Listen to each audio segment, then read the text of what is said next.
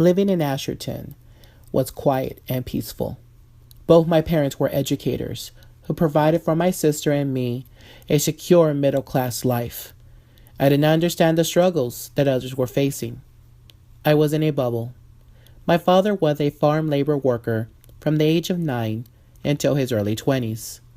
My mother was raised by her Spanish-speaking grandparents and did not learn English until the first grade. They were taught, as I was taught, that hard work and determination would get you the life you want. But we all found out later in life that not everyone could make it, even if they tried. Everyone needs equitable access to resources, contacts, networks, and especially opportunities in order to succeed in what we call life.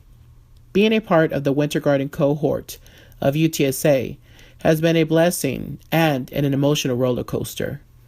We are challenged to be our true selves and to fight for others to become their true selves and to demand acceptance from our family, peers, and colleagues.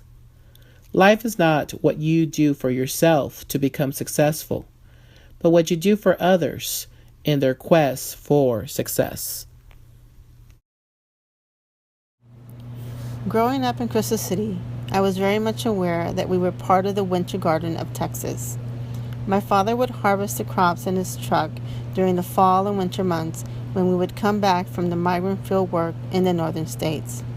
It helped form who I am and what I have set out to do with my life. My early childhood education helped me retain and appreciate my Mexican heritage. In Crystal City schools, we learned to read and write in both Spanish and English, and we were not scolded for speaking our native language. Our teachers enhanced our education by including Mexican history, stories, music, dance, and traditions. I attribute my culturally rich education to the Crystal City Student Walkout of 1969, along with the Chicano movement. It was through the voice and resilience of that generation that opened the doors for mine. Being part of the Wintergarden cohort at UTSA has been transformational, awakening dreams I thought to be lost. This opportunity has opened up avenues to discover and share thoughts and ideas for more equitable educational environments. I strongly believe that education is a social issue. Therefore, collaborating with my fellow classmates and professors for the ultimate benefit of children further advances my work and passion for social justice in education. Growing up in Del Rio, I learned that there was a difference in how students like me, whose first language is Spanish, lived at home and how we lived at school. I always hated how we had to suppress half of us to be part of the rest of the peers at school, but I played the game. I did not speak up in school until I gained command of the English language, but despite this, I still have some speaking reserves today.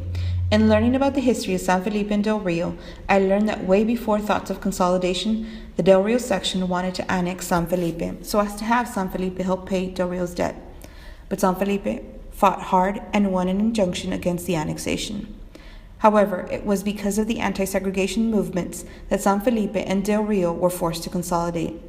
In driving around Del Rio, you can still see the division between Del Rio and San Felipe, but I see it more in our classes as a student, a teacher, and now as a counselor. To this day, I still hate the distinction placed upon us all based on where we come from, what area of the city we live in, what our parents do for a living, the language we use, or any other criteria that the majority sees fit. We lost much of our culture somewhere in consolidation, and I see some members of our community making an attempt to regain some of the culture lost in translation.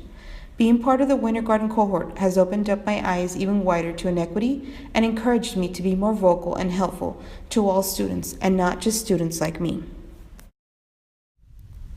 3 doctoral students, 3 different generations, 3 different cultures, 1 goal: liberation.